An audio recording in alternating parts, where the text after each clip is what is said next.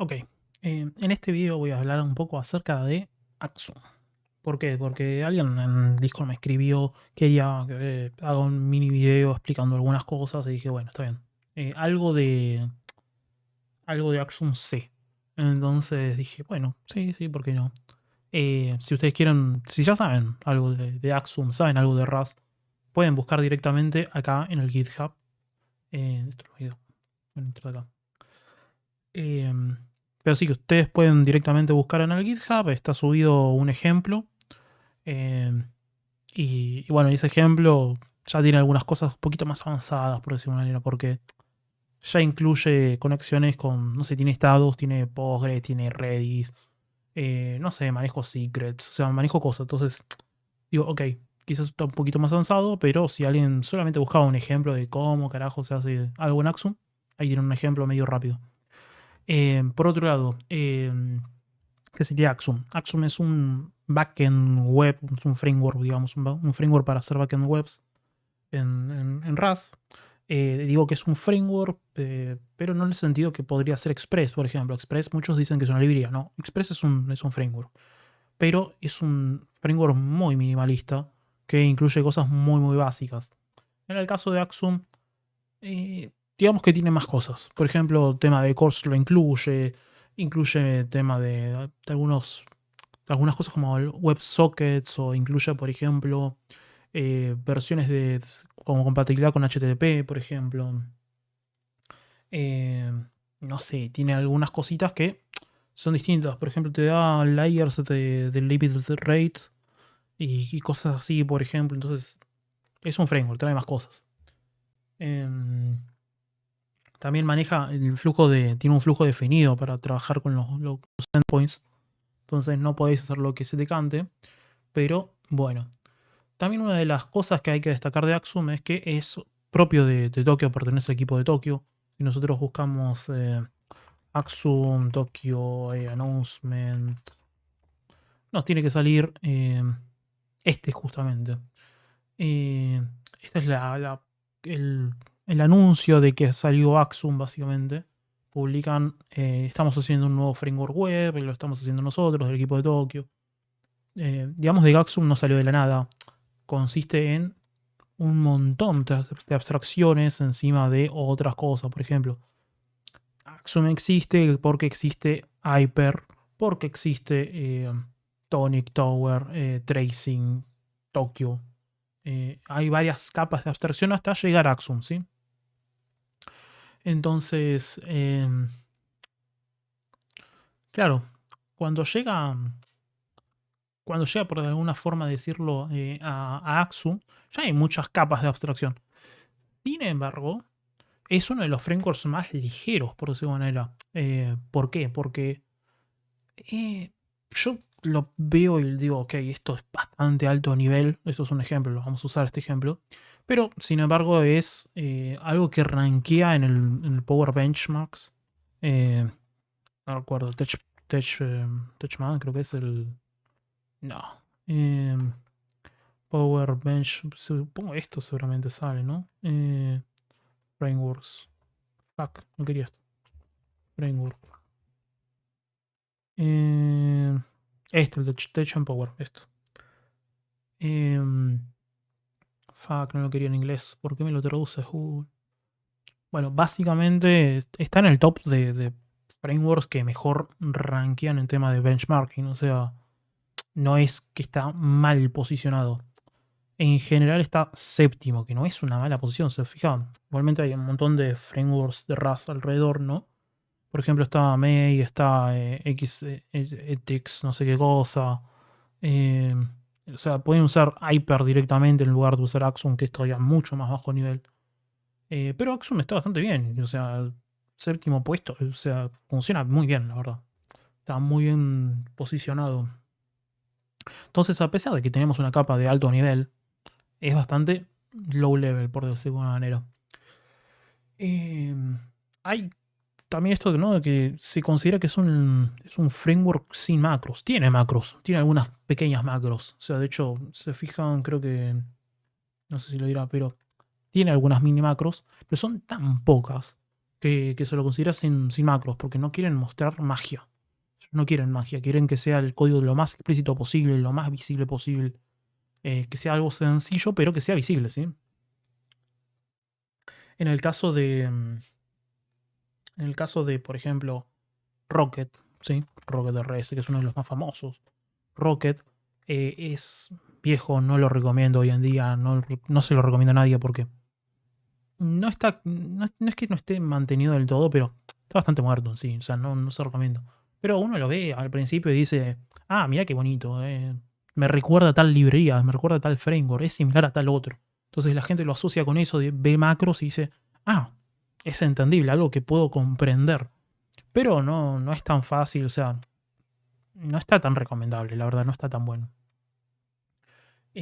Como alternativa a esto tenés también, no sé, Spring RS, otro caso donde es una librería de Rust que utiliza mucho macro, ¿sí? O sea, está basado en Axum, efectivamente, pero añade muchísimas macros. Se fijan, ven acá un Hello World y dicen macro, macro, macro, macro. O sea, hay muchas macros, efectivamente. También tenemos, por ejemplo, el caso de Sword. Sword de Framework. No sé si lo voy a encontrar. GitHub Rust. No creo que lo encuentre. Pero si voy a mi GitHub, github.com/phosphorusm. Si voy acá y busco Word, seguramente lo encuentre. Este de acá. Este framework es de un suscriptor, ¿sí? Es de, es de este chico, Luciano Revillot. No sé si pero se pronuncia así. Pero es un suscriptor, está acá en el canal. O sea, y dejan algún comentario, seguramente los lee. Él ve los videos. Cuestión de que Luciano está haciendo este framework. Tiene acá como varios. Tiene varias macros, o sea, oculta cosas, hace comportamientos demás, pero en pos de ser más friendly, por alguna manera de decirlo. Axon no le interesa eso. Otra comparación podría ser Actix, que es polémico lo de Actix, porque Actix técnicamente, no sé si es más bajo nivel, pero se nota un poquito más áspero, ¿saben? Sin embargo, utiliza macros. O sea, macros para estas tonterías, ¿sí? Barra get, por ejemplo, stream, y eso ya es una macro. O sea, es una tontería. Bueno, sí, será una tontería, pero lo está haciendo.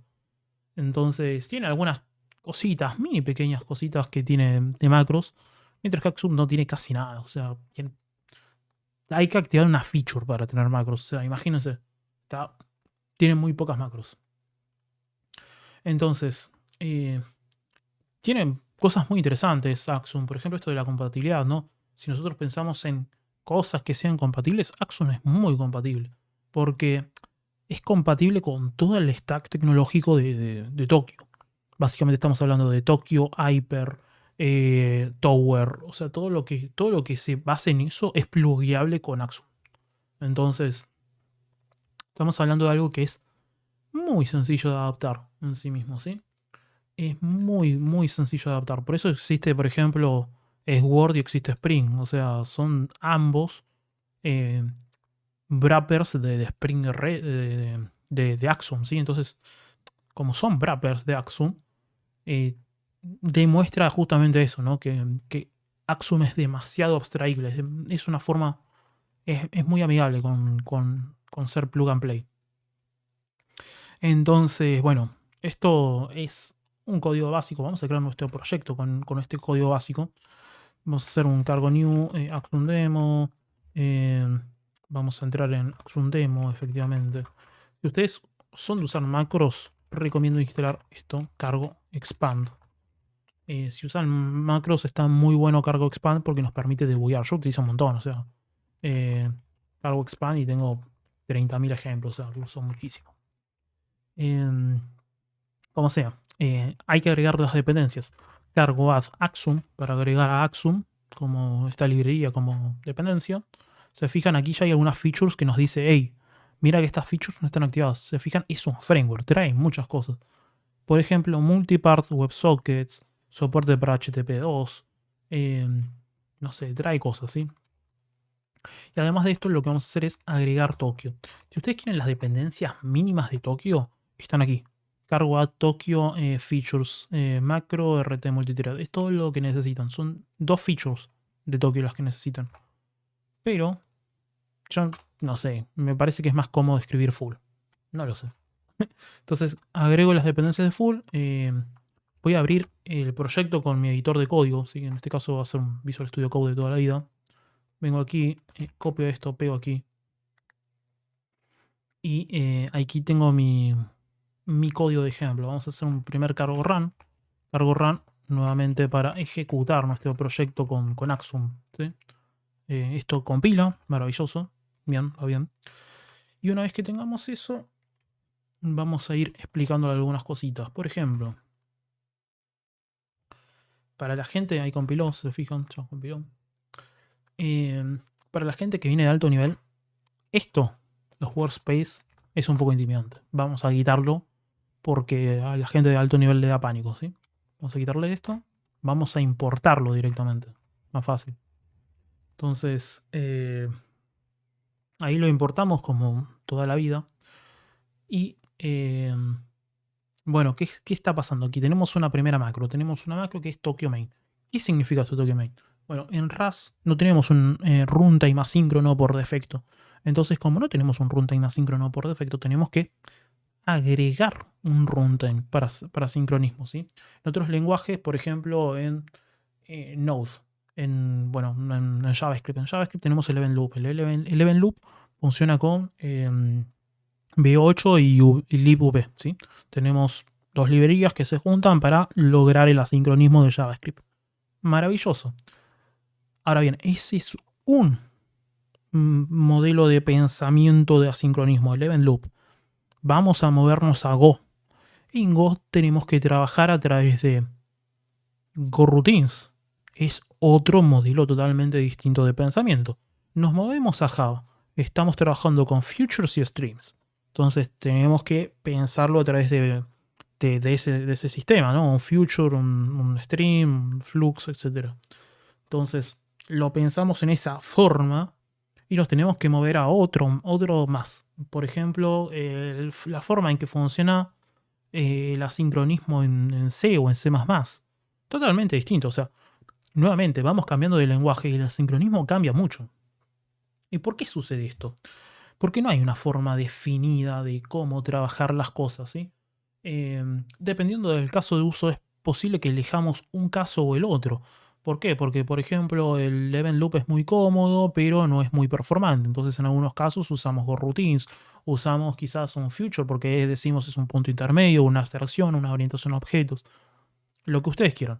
Entonces, nosotros lo pensamos de distintas formas y RAS no puede solucionar esto por defecto. Entonces, lo que hace RAS es darnos las keywords async y await para que nosotros le agreguemos el comportamiento. Básicamente RAS lo que dice es, ok, les doy esta syntax sugar, son placeholders únicamente. Lo que va a hacer el await va a ser un pull, el asincronismo lo manejan ustedes. O sea, la forma del que van a manejar el contexto asíncrono lo van a manejar ustedes con el runtime que ustedes decidan. Hay muchos tipos de runtimes. Existe, nuevamente, Tokyo es el más sencillo de todos, quizás un más pensado en el modo de tareas, tiene un schedule predefinido, funciona con IO-URING, por ejemplo, ¿sí? Utiliza IO-URING por defecto. Y como funciona con IO-URING, sabemos que va a funcionar en Linux, va a funcionar en Windows, va a funcionar en Mac. Todo por defecto, sin problemas. Si hay algún problema, necesitamos por algún motivo otra cosa, tenemos un problema con SSL y queremos exponer puertos, no funcionan, tenemos Rust, TLS, le metemos Rust TLS, perfecto, otra cosa, se soluciona mágicamente. Tokyo es el runtime más general posible, es el caso más mágico y maravilloso del mundo, es el caso generalista. Ahora bien, hay casos de runtimes específicos, por ejemplo, para correr en una lambda de AWS. Tenemos un runtime específico para una VM en un contenedor, no sé, hosteado en Google Cloud, por ejemplo, qué sé yo.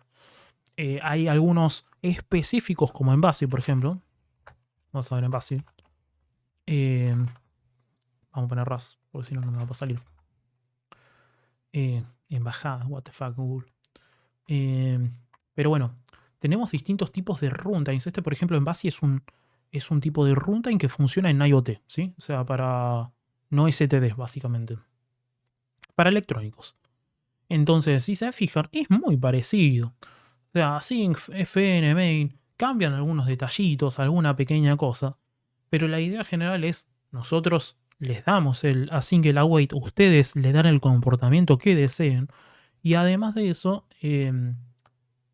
con ese mecanismo logran hacer compatible la mayoría de librerías asíncronas con la mayoría de runtimes asíncronos al mismo tiempo. Es decir, si nosotros el día de mañana cambiamos Envasi, o sea, Tokio por Envasi, es posible, disclaimer, no estoy seguro de lo que estoy diciendo, no lo garantizo, pero es posible que de alguna forma funcione Hyper o funcione, por ejemplo, eh, no sé, funcione Tower o funcione Axum dentro de un sistema no STD. No tengo ni idea de lo que estoy diciendo, ¿sí? Pero mi punto es ese, digamos. Si nosotros cambiamos el runtime asíncrono, quizás por May, quizás por Moyo, no recuerdo cómo se llamaba. Pero cambiamos el runtime asíncrono, es posible que nosotros no tengamos que modificar nuestro código. Y podemos tener incluso mejoras de performance. Entonces, dependiendo quizás de nuestra VM, podemos usar el runtime generalista, no va a haber ningún problema, Tokio performa muy bien. Pero si queremos algo muy específico porque decimos, ok, no tiene sentido meter Tokio porque Tokio va a intentar utilizar todos los multithreads que tenemos 8 threads, va a querer usar los 8 threads. Pero si nosotros lo movemos a una máquina de un contenedor de AWS, posiblemente no lo vaya a usar porque la computadora estándar de AWS tiene 4 cores. Entonces no tiene sentido utilizar 8 si solamente va a poder ocupar 4. Entonces restrinjo eso solamente a 4 por ganar un byte de memoria RAM. No lo sé. No lo sé. Son casos súper estadísticos que a mí me da un poco igual porque micro benchmarking yo no hago. Entonces, son casos, ¿sí? Son simplemente casos que RAS nos puede llegar a solucionar. Nos da ideas de, ok, pueden solucionarlo de esta forma. Ahora bien, eso es básicamente lo que hace Tokio. Si nosotros agarramos esta macro y la descomprimimos y hacemos cosas interesantes, podemos ver de que no es algo muy complicado. Simplemente agarra el bloque main, lo guarda en una variable. Vamos a verlo. Uy, aquí. Tenemos aquí una variable main. Este es el bloque que tenemos generalmente en nuestra función main. Si se fija es lo mismo, ¿no? App, listener y el serve. App, listener, serve. Entonces está guardando todo dentro de la variable body. Y después lo que hace es construir el runtime en multithreading efectivamente. Habilita las features que necesita. Y bloquea el hilo principal con la función main. Porque sí, porque el hilo principal va a ejecutar la función main. Después lo que hagamos dentro de la función main, que podemos spawnear nuevos hilos, nuevos hijos, no nos interesa. O sea, a Tokio no le interesa eso. Lo va a decir, ok. Pero el hilo principal por lo menos lo bloqueo. El resto ya después lo vemos.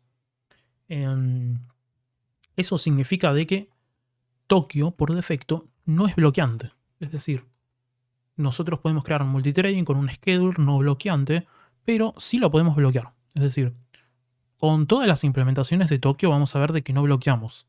La mayoría de las abstracciones que nos da Tokio no bloquean. Ahora bien, podemos bloquearlo si nos mandamos una cagada y usamos una abstracción que es propia de la STD y no es de Tokio. ¿Por qué? Porque en STD quizás la librería estándar de RAS quizás no está pensada para asincronismo, entonces es bloqueante. Y podemos bloquear algún thread, alguna tarea de Tokio. No es lo común, no es lo que suele suceder.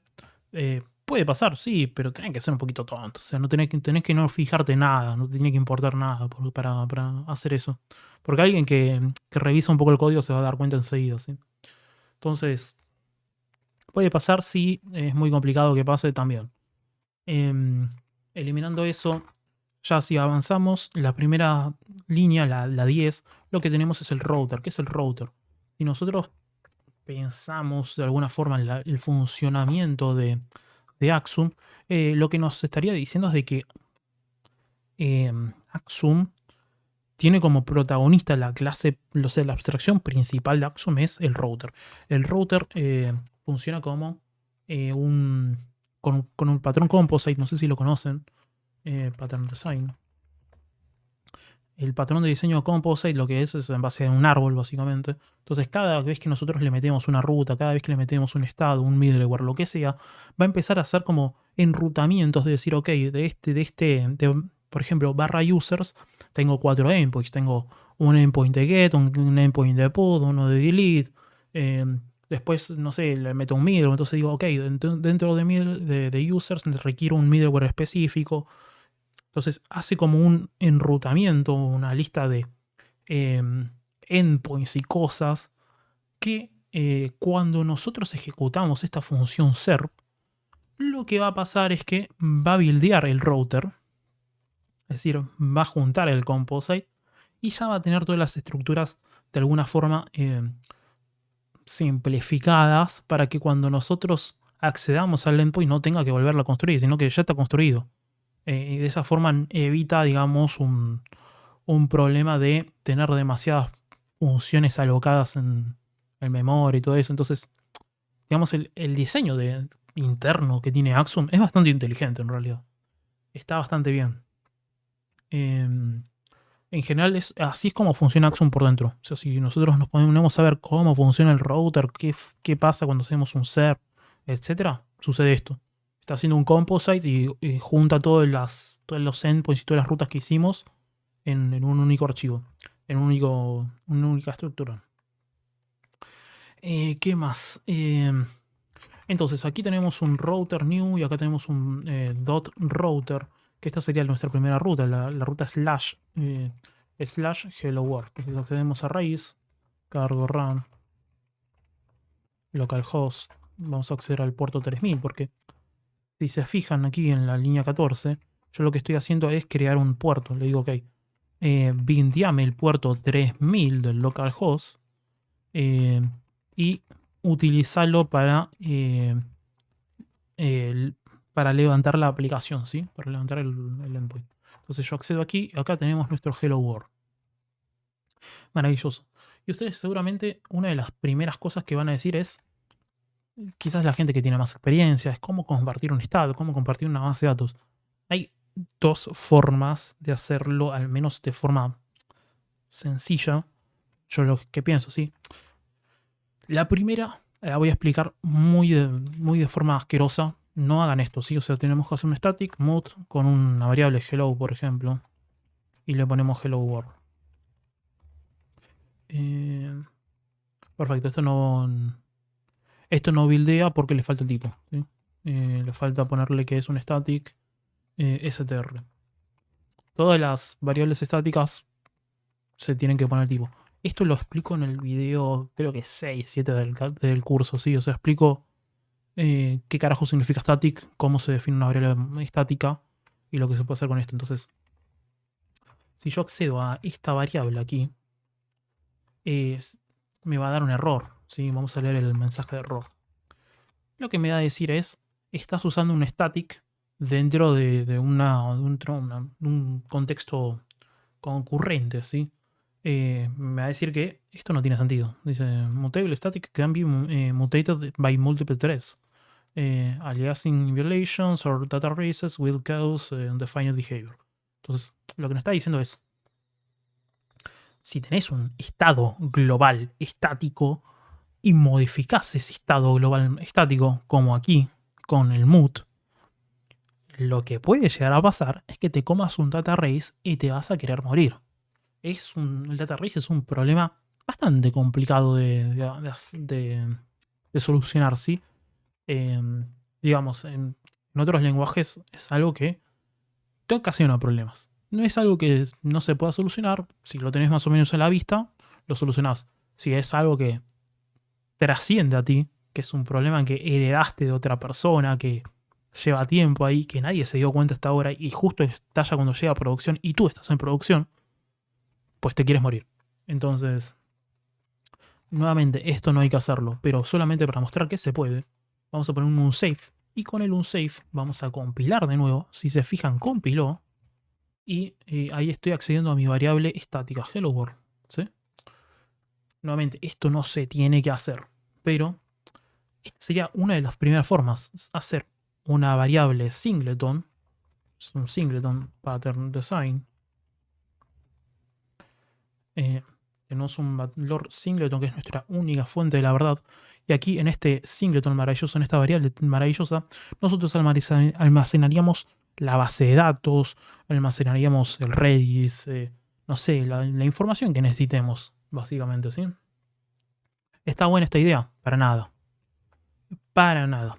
Pero bueno, solamente para ejemplificar que no requeriríamos nada para hacerlo, vamos a modificar el hello. Vamos a modificar el hello. Vamos a ponerle otra cosa, por ejemplo, ¿sí? Entonces vengo aquí, cancelo, ejecuto de nuevo y accedo de nuevo al endpoint. Otra cosa, efectivamente. Entonces, de esta forma yo estoy demostrándoles, realmente si ven el capítulo creo que 6 o 7, quizás explico un poco acerca de esto, no estoy seguro.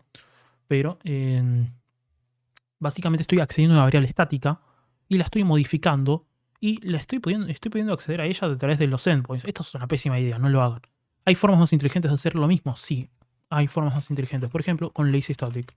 Lazy Static es una librería en Rust que nos permite hacer inicializaciones perezosas, es decir, inicializaciones tardías, por decirlo de alguna manera, porque básicamente lo que estaríamos haciendo sería una variable estática que reserva el espacio en memoria para la conexión a la base de datos, por ejemplo, la reserva solamente, pero no le asigna un valor hasta que se ejecuta por primera vez, es decir, hasta que no se puede ejecutar el código en runtime, no se crea la variable estática, es decir, no se asigna, ¿sí? Esta es una de las formas que pueden hacer. Es, digamos, una abstracción de esto que nos da ciertas mejorías. Entonces, es una forma, ¿sí? ¿Qué otras maneras teníamos? Bueno, con el OneCell, ¿sí? El OneCell es otra abstracción. Y esta creo que es oficial de Rust, entiendo. Entonces, es otra forma que podemos utilizar esto. Igualmente tenemos otra librería que creo que... Me parece que ya ni siquiera tiene sentido, me parece. No estoy seguro. No sé si lo dirá. Bueno, pero se fijan, OneCell, la librería, también tiene Lazy Static. Entonces, podemos usar Lazy Static también directamente desde OneCell. Pero bueno, es otra forma de hacer esto. O sea, sería una forma más sofisticada de hacer esto. Porque bueno, esto es totalmente inseguro. Lo estamos diciendo explícito aquí con el unsafe. Esto es inseguro. Pero sería otra forma de acceder al valor, ¿sí? Que lo vamos a poner aquí. Entonces, esto del static mode como un singleton global para compartir estados y acceder a la base de datos y todo eso, pésimo, pésimo, mala idea. ¿Cómo sería la forma que nos sugiere hacerlo con Axum? Bueno, nos sugiere con el withState. ¿Sí? WithState nos permite aquí crear una variable que se va a compartir entre todas las rutas. Vamos a crear otra ruta, vamos a ponerla aquí en ruta 1, por ejemplo. Y vamos a crear una variable que sea un let value string. Bueno, mi valor. Punto .string, no lo sé. Algo así. Y vamos a compartir este valor aquí. Entonces, ejecuto, efectivamente funciona. Una persona inteligente lo que haría sería mover esto a otro lugar. Entonces, es lo que vamos a intentar hacer, ¿sí? Vamos a crear una función aquí que va a ser function, perdón, async fn ruta 1, por ejemplo. Esto tiene que ir con paréntesis. Something, no sé, something. Y esto nos va a devolver una static string. Static str. str. No quiero hacerlo muy largo porque yo me tendría que ir a dormir, ya es tarde. Y esto tendría que ser el home, por ejemplo. Este sería hola mundo. Y en este caso vamos a poner dentro del get este de ruta 1, ruta 1. Y dentro del otro vamos a poner... ¿Qué vamos a poner en este? Home. Entonces vamos a compilar de nuevo, vamos a poner clear, vamos a ejecutar. Vamos a ir a localhost aquí, por ejemplo. Y con barra home, con barra slash, no, simplemente barra, accedemos a la primera función que es home. Con barra ruta 1 accedemos a something. Ok, estamos diferenciando, ¿se ven? Pero ahora supongamos que queremos compartir el valor. Entonces lo que vamos a hacer es, estoy compartiendo el estado, entonces vamos a hacer algo que es decir, variable, dos puntos, state, string, ¿sí? Y con esto, bueno, vamos a ponerle estado mejor, ¿sí? Porque tiene más sentido que se llame estado. Pero bueno, vamos a ponerle estado. Estado, estado. Y esto va a pasar a ser un string. Y esto también. Entonces, esto lo tengo que importar. Esto es un error por eso. Wait, ¿qué me está diciendo?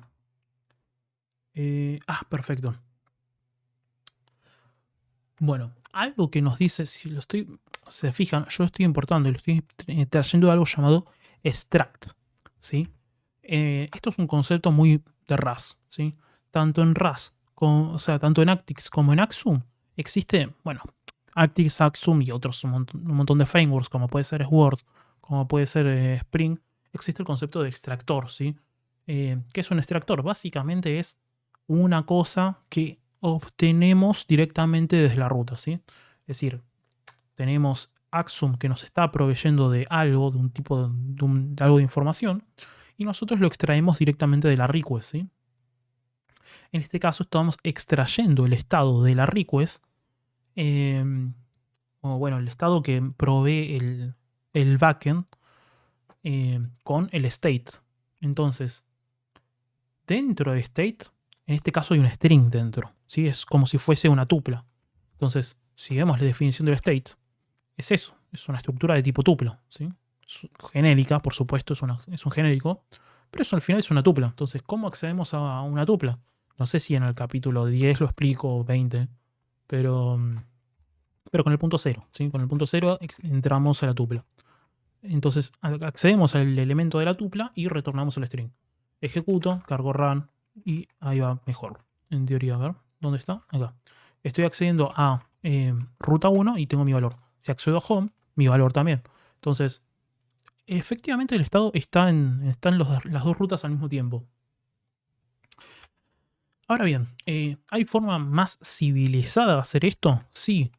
Creo que más adelante, no sé si en el capítulo siguiente, habla de las tuplas o en alguno de esos, hablo acerca que nosotros podremos hacer destructores, perdón, de construcciones, ¿no?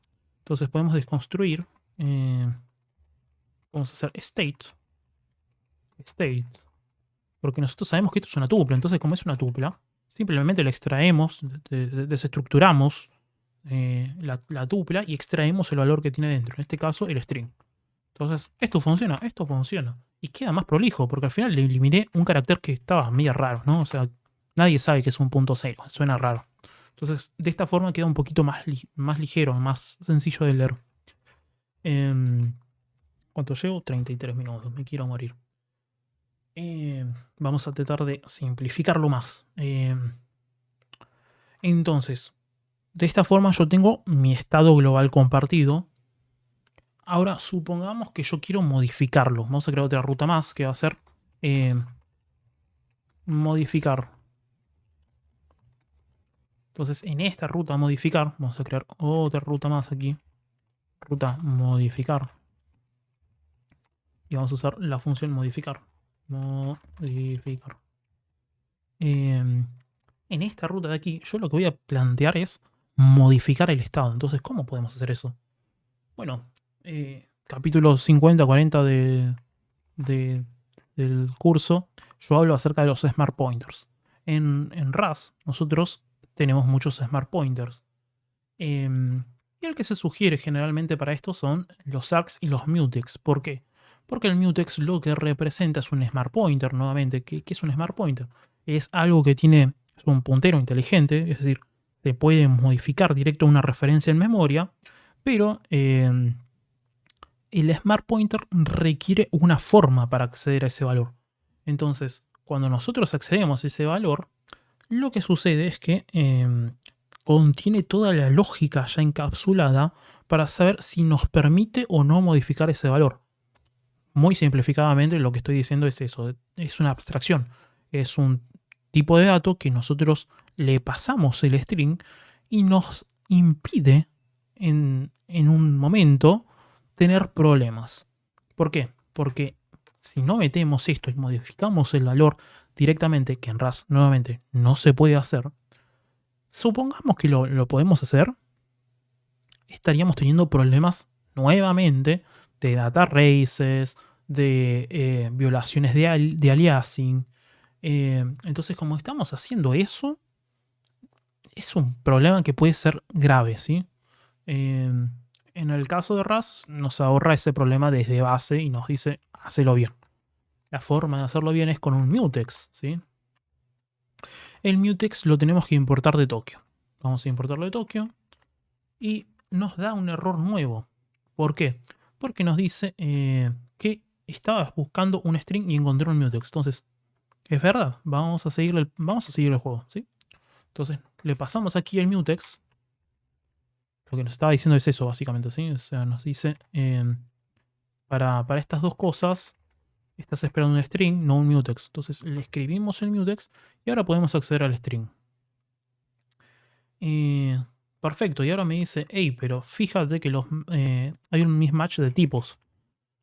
¿Cómo solucionas esto? Bueno, con esto, supongo que con el await y con un toString, no lo sé. Vamos a solucionarlo así, ¿sí? Entonces estamos accediendo, vamos a estar ahí modificando las cosas y lo tenemos. Entonces, tenemos ahí el mutex, maravilloso. ¿Qué más podríamos hacer? Bueno, podríamos usar un...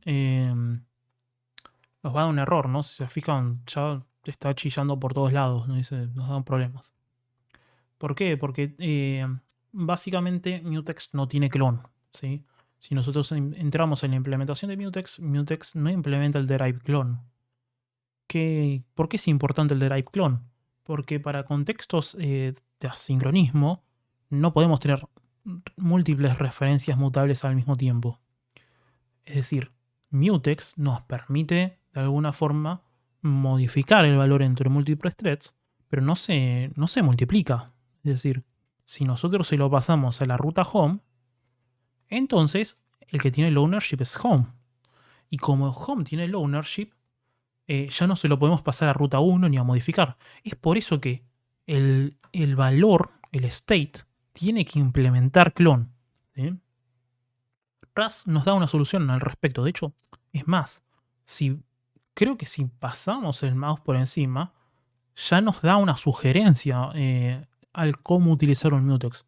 Pasamos el mouse por encima de mutex y nos dice cómo deberíamos utilizarlo. Bueno, nos dice justamente que para utilizar mutex, lo que se quiere es que utilicemos un arc. ¿Qué es un arc?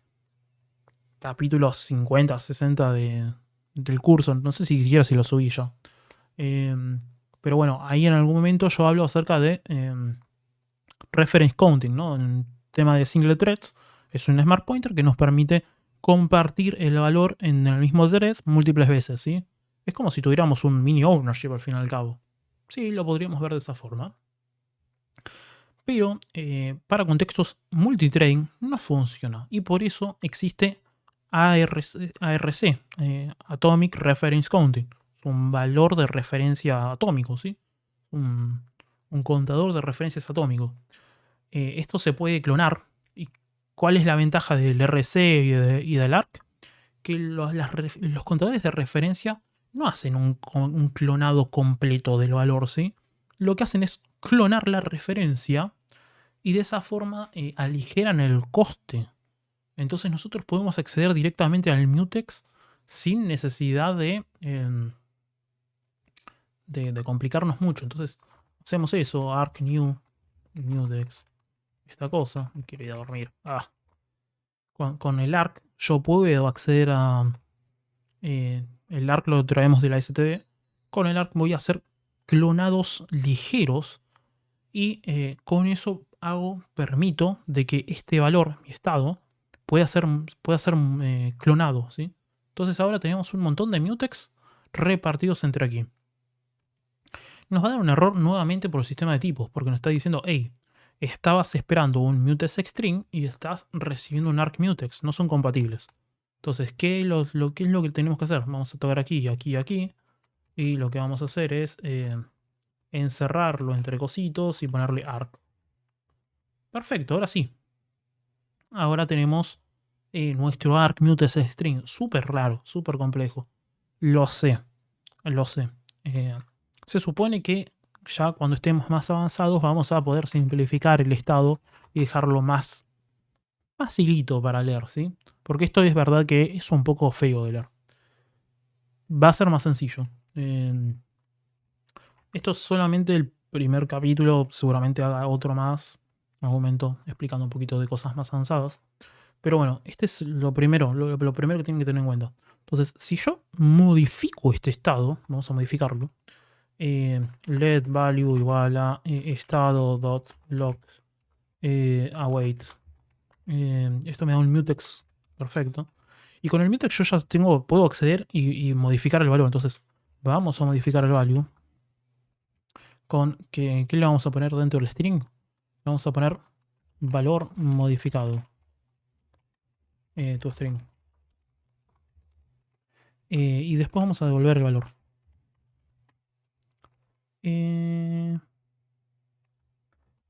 Lo mismo, ¿no? O sea... Ah, no, es con un toString directamente. Este tendría que ser mut. Ok, así. ¿Qué más? ¿Qué más? Entonces, lo que podríamos hacer quizás sería un if, por ejemplo. ¿Sí? Si, si es valor modificado, if valor modificado es igual a value, entonces else otro. Entonces de esta forma vamos a ir modificando el valor a mi valor. Esto estoy comparando un coso con este, ¿no? Entonces vamos a hacer un toString ahí. O bueno, quizás se lo podría simplificar, ¿no? Pero está bien así, no importa. Entonces lo que estoy diciendo es, cuando acceda al endpoint, cuando acceda a la ruta modificar, voy a revisar si el valor es valor modificado. Si el valor es modificado, entonces lo voy a modificar y le voy a poner mi valor. Y si está puesto mi valor, entonces lo voy a poner como valor modificado, ¿sí? Vamos a cambiarle el nombre, dinosaurio. Vamos a poner dinosaurio y esto va a ser perro, no lo sé. Entonces si es perro va a ser 1, si no va a ser el otro. Entonces, vamos a cerrar, vamos a volver a ejecutar. Y ejecutando accedemos al valor. Entonces, por defecto es perro. Ahora, si yo accedo a modificar, ahora es dinosaurio. Entonces, si yo vuelvo a acceder a ruta, al home, digamos, o a ruta 1, ¿sí? Ruta 1, sigue siendo dinosaurio. Si yo voy de nuevo a modificar, ahora es perro. Y si voy de nuevo a ruta 1, es perro de nuevo. Y si voy a home, también es perro. Entonces, de esta forma, digamos, de una manera muy sencilla, es como estamos modificando un estado global, ¿sí? Que se puede hacer mejor, se puede recontra hacer mejor porque esto es muy, muy básico. Estoy explicándoles cómo modificar un string. O sea, es totísimo esto. Nunca en la vida vas a hacer esto. Lo que vas a hacer es conexiones a base de datos, hacer, no sé, layers y cosas. O sea, esto es lo básico, la introducción. Pero bueno, de esta forma nosotros estamos modificando un string global que afecta a todas las rutas al mismo tiempo. O sea, tense cuenta, esto es importante. ¿Sería muy complicado cambiar esto y hacer otra cosa? No, para nada. Let valor. Tendría que ser un state, por ejemplo. Struct state. O bueno, global state, vamos a ponerle.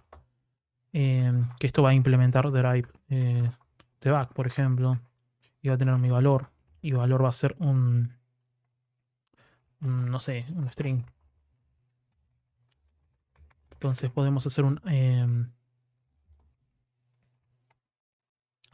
vamos a hacer que el global state va a ser value va a ser perro.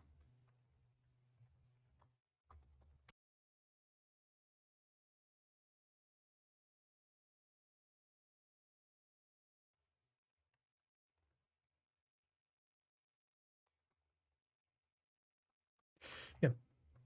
Entonces ahora lo que estoy haciendo es, tengo un estado global, que lo vamos a utilizar. Back. Global state, global state, global state. Esto me va a dar error. Obvio que me va a dar error.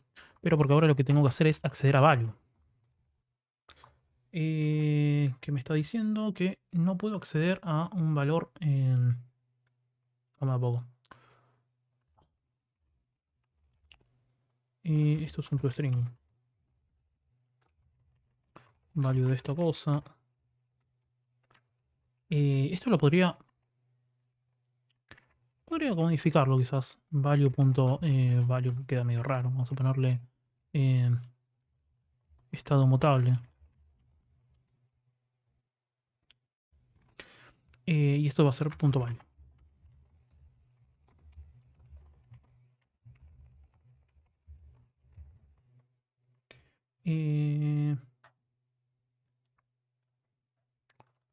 ¿Qué?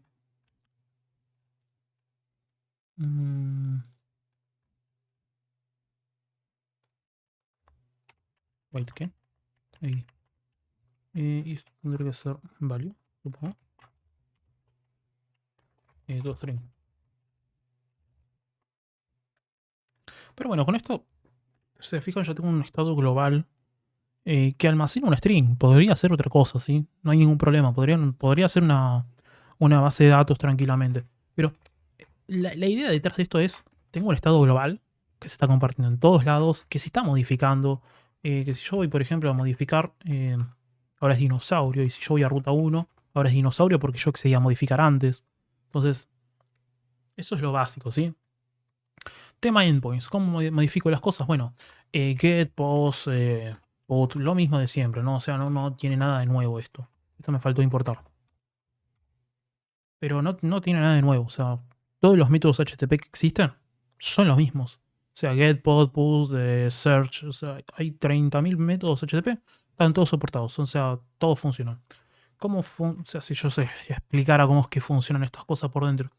Pero están todos ya soportados. O sea, en ese sentido está todo perfecto. ¿Qué más? No mucho más. O sea, si ya vieron, esto lo podríamos estructurar mejor. Podríamos hacer una carpeta controller, ¿sí? Dentro de la carpeta controller, a mí me gusta usar el formato Mode.rs, ¿sí? Me gusta ese formato. Entonces podría crear un controller que sería, no sé, eh, eh, est- estado controller, no sé. No sé cómo le pondrían ustedes. Le pondrían el nombre que quieran, da igual. O sea, no, nadie le interesa. Entonces yo podría modificar todo esto, pasarlo a este lado, ponerlo como público. Pongo todo como público, entonces de esta forma yo lo estoy exportando, lo importo desde aquí, pub, mode, estado controller, estado, punto. Ay, yo no sé si puedo hacer esto. Voy a ponerle guión bajo. Para solucionar problemitas. Estado, guión, controller. Encima escribí mal, me parece. Estado controller, aquí, pub, mod. Perdón, mod, controller directamente. Entonces aquí tengo mi módulo. Me pide que importe cosas. Sí, vamos a importar cosas. ¿Quieres importar un ARC? Sí. ¿Qué quieres? El Tokio, sí. El estado, sí, perfecto. Está todo importado, está todo perfecto. Perfecto. Esto ya no necesitamos. Fuck. Entonces esto no necesitas. Esto tampoco. Bueno, ahora me dice, hey, esto no está acá. Bueno, vamos a traerlo de estado controller. Importamos y le decimos, ok. Quiero que la ruta 1 venga de estado control. Quiero que modificar venga de estado control. Se podría hacer mejor. Se podría hacer mejor. Nuevamente, Axum no te impide nada. Simplemente es muy abierto y como es muy abierto te deja modificar absolutamente todo. Te deja jugar un montón con un montón de cosas. En este caso tengo el estado global. Bueno, podría tener una base de datos. Podría tener mis cosas. O sea, eh, esto es solamente un video de introducción. 50 minutos. Me quiero morir. Pero bueno. Tengan en cuenta eso. O sea, es solamente lo básico. Si ustedes quisieran una carpeta service, tendrán una carpeta service. Si lo quieren usar de forma, por ejemplo, hexagonal, lo pueden hacer. Application, interface, todo por separado. O sea, no hay ningún problema. Infrastructure, perdón. Interface, dije. Si quieren usar, no sé, Screaming Architect, no hay ningún problema. Hacen una Screaming Architecture, ponen módulo user, ponen. Da igual. Axum no impide nada de eso. Simplemente es como ustedes les plazca, como ustedes vean. Bueno, esto es lo básico, ¿sí? Después hay más cosas. Por ejemplo, quieren meter un. Quieren meter un layer, porque no sé, porque quieren un rate limit. Entonces, creo que el rate limit es limit layer. No. No estoy seguro. Limit layer. Axum. Quizás ni siquiera está. O sea, rate limit. Ah, esto viene de Tower. Ok, esto es distinto. Hay que traerlo de Tower. Que es otra librería que se puede traer, pero bueno.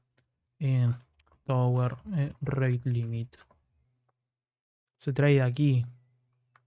Que lo podríamos hacer. O sea, es cargo add tower. Tower HTTP. No, no sé si tengo otro. ¿Lo habré usado en algún momento? No sé. Esto igual me tira las features. Yo quiero la feature limit. Quiero agregarle guión features. Quiero meter la feature limit. Perfecto, ahora tendría limit rate limit layer. Esto tiene un new, me parece. Y el new lo que le paso es el. ¿Cuántos intentos? Vamos a ponerle 10 intentos. Y tienen que ser 10 intentos con una duración de from seconds. Vamos a poner durante 5 segundos. Bueno, esto no. Tendré que meter un clon. Arc new. Algo así era, no recuerdo. Tendría que ver qué carajos es esto. Cargo run, a ver qué me dicen. Pero bueno, la cosa es que hay un montón de plugins, hay un montón de cosas. Es fácil dentro de todo, es simplemente plug and play. Entonces, y son implementable for rate limit, ok. Entonces tendría que usar otro rate limit. No lo sé, no investiga tanto. Create a new rate, ok. ¿Esto cómo funciona? Estoy investigando esto ahora. Que no debería, tendría que irme a dormir. Ok, 10 intentos, duración. Duration. From 6. 2. No funciona, no lo sé, lo investigaré en otro momento. Pero bueno, me voy a dormir. Espero que les haya gustado. Si les gustó, dejen like. Si no les gustó, no dejen nada. No lo sé. Eh, sí. Nos vemos. Chao.